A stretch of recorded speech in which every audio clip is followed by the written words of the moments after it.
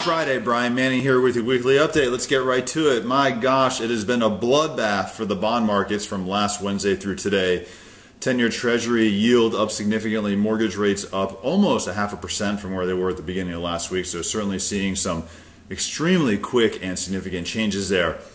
Tuesday this week, we had Eric Rosengren, Federal Reserve President in Boston, talking about rate hikes.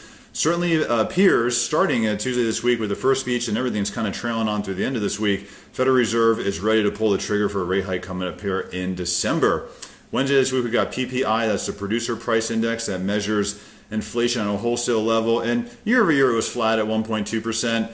What's interesting though is that the core rate, when you strip out volatile food and energy, we're down 0.2%, and analysts were actually looking for an increase of 0.2. So a little bit softer inflationary data there than was expected.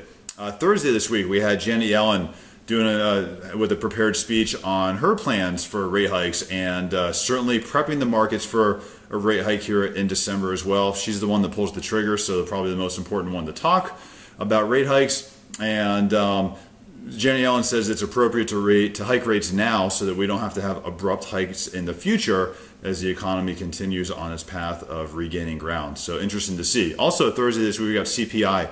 That is the Consumer Price Index, which we think is actually the best gauge of inflation. Federal Reserve doesn't agree. They look at personal consumption expenditure. So CPI, core rate, which also strips out volatile food and energy, was only up 0.1%. So soft inflationary data there as well. And today, we actually have 5 voting Fed members that will be speaking, talking about their insight into the economy and their plans for what they're thinking should happen with rates and rate hikes in the future. So markets are certainly volatile today, reacting to this. We'll have to wait and see what happens.